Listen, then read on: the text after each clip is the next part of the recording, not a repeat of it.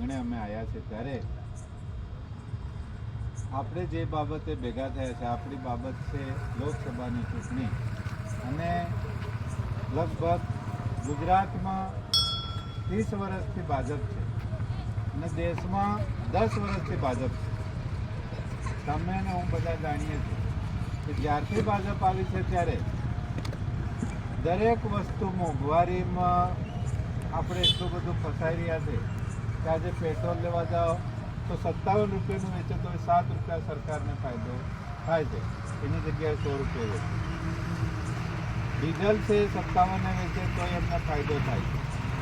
એવી જ રીતે ગેસનો બાટલો છે એ 400 રૂપિયા વેચે તો એને ફાયદો થાય એવું છે, પણ 1100 રૂપિયા આપણે લેવો પડે. આપણે લાઇટ દેખો, જ્યારે મોદીની સરકાર ગુજરાતમાં બેઠી ત્યારે એને કંપનીને આપી દેવામાં, આ અત્યારે સરકાર પાસે નથી. અત્યારે હું છું જેના ઘરમાં લાઇટ બાળે એનો 9.5 રૂપિયાનો ભાવ ભરે, અને જેને વધારે લાઇટ બળે છે એને 3.5 રૂપિયાનો ભાવ ભરે. થોડી ઘણી વસ્તુ એ લોકો 2000 રૂપિયા ખેડૂતોને નાખે, અથવા તો કંઈક રેશન કાર્ડમાં 5 કિલો અનાજ આલે એની વાહવાહી કરાવે છે, અને આપણને તમામ બાબતે મોંઘવારીમાં આપણને ફસાવી રહ્યા છે. સાથે સાથે અત્યારે મોદી સરકાર બેઠેલી છે ત્યારે આપણા રસ્તા છે ટોલ નાકો ઉઘરાવવામાં આવે છે, રસ્તા કંપનીઓને અપાઈ ગયા છે, રેલવે અપાઈ ગઈ છે, LIC અપાઈ ગઈ છે, વિમાન અપાઈ ગયું છે. દરેક વસ્તુ જે સરકારની હતી, આપણી માલિકી હતી, એ અપાઈ ગઈ છે.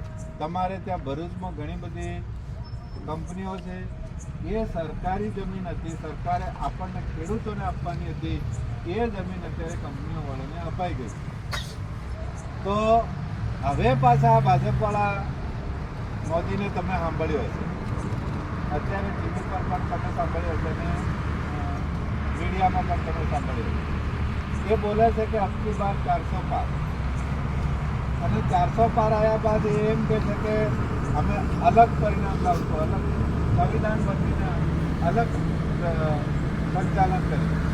ત્યારે આપણે જે બંધારણ છે, સંવિધાન છે આપણું, એમાં આપણને હક મળેલો ઘર, જંગલ, જમીન એ આદિવાસીની છે. ખબર છે ને બધા કોની છે?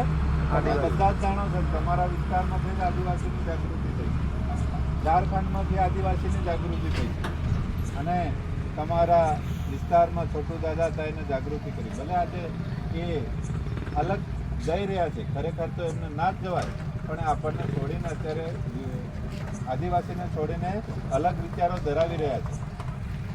આદિવાસીના હક્કો આપણને મળલા છે. એ હક્કો હવે આ ભાજપવાળા આપણી સીટો લઈ જશે ત્યારે 400 પાર જતા રહેશે ત્યારે આપણને જે હક મળલો છે એ જઈ રહ્યો છે. આપણને આવાસ આપવામાં આવે, બોર આપવામાં આવે, હેન્ડપંપ આપવામાં આવે, પછી કેટલ શેડ આપવામાં આવે, જે કોઈ વસ્તુ આપણને મળી રહી છે સહાયમાં. તમારે ત્યાં મેં ઘણા બધાને પૂછ્યું, મળતું નથી, પણ ખરેખર આદિવાસીને આ બધી વસ્તુ સરકારે પૂરી પાડવાનો બંધારણનો નિયમ છે. જો આ બંધારણ આપણું બદલાઈ જાય તો આપણા હક્કો છીનવાઈ જશે. અને આ ચૈતરભાઈ છે એ અત્યારે તમે દેખો 1 વર્ષથી, આમ તો લાંબા ટાઈમથી હતા, પણ જ્યારે સત્તામાં આવ્યા પછી આપણા માટે ભાજપ સરકાર UCCનો કાયદો લાવતી હતી તો એ લડવા લાગ્યા હતા. ખબર છે ને આપણને? પછી એક બીજું, જે મણિપુરની બહેનોને નગ્ન પરેડ કરીને જ્યારે હેરાન કરવામાં આવતા તો ગુજરાત બંધ કરવામાં એમનો સિંહ ફાળો છે. શિષ્યવૃત્તિ નથી મળતી આપણા સમાજને, તો એના માટે પણ અવાજ ઉઠાયો હતો. તમારે ત્યાં પાણી નરેન્દ્ર મોદીના લીધે જે ભરાઈ ગયું એનો પણ એને અવાજ ઉઠાયો. આવા ઉગતા સૂરજ ગણીએ છીએ આપણે. આદિવાસી સમાજનો એક ઉગતો સૂરજ છે. જ્યારે તમે મનસુખ વસાવાને દેખો, 30 વર્ષ થઈ ગયા, હજી સુધી આપણને જે પરિસ્થિતિમાં હતા એમ જ રાખેલા છે. ઘણા બધા લાભો આપણને મળે. આપણા આદિવાસી સમાજને અત્યારે નરેગા યોજના ચાલે, એમાં પણ આપણને કામ મળવું જોઈએ. સરકાર એ કામ મળતું નથી. ખરેખર તો એમાં રોજીરોટી આપવાનો નિયમ છે, પણ તમારે ત્યાં એ મળતો નથી. અત્યારે આપણે કંપનીમાં જ મજૂરી કરવી પડે, સરકારી કામ આપણને કોઈ મળતું નથી. આ ભાજપના ગુલામ થઈ ગયા છે. થોડીક વાર અવાજ ઉઠાવે ને ફરી પાછા ગુલામ થઈ જાય છે. તો આવા નેતાનો હવે આથમતો દિવસ થઈ ગયો છે. 30 વર્ષ શાસન કર્યું પણ એ કશું કરી શક્યા નથી. એમનો દિવસ બુઢો થયો છે. અને આપણો જે આજે ઉગતો સુરત જે સૈકર વસાવા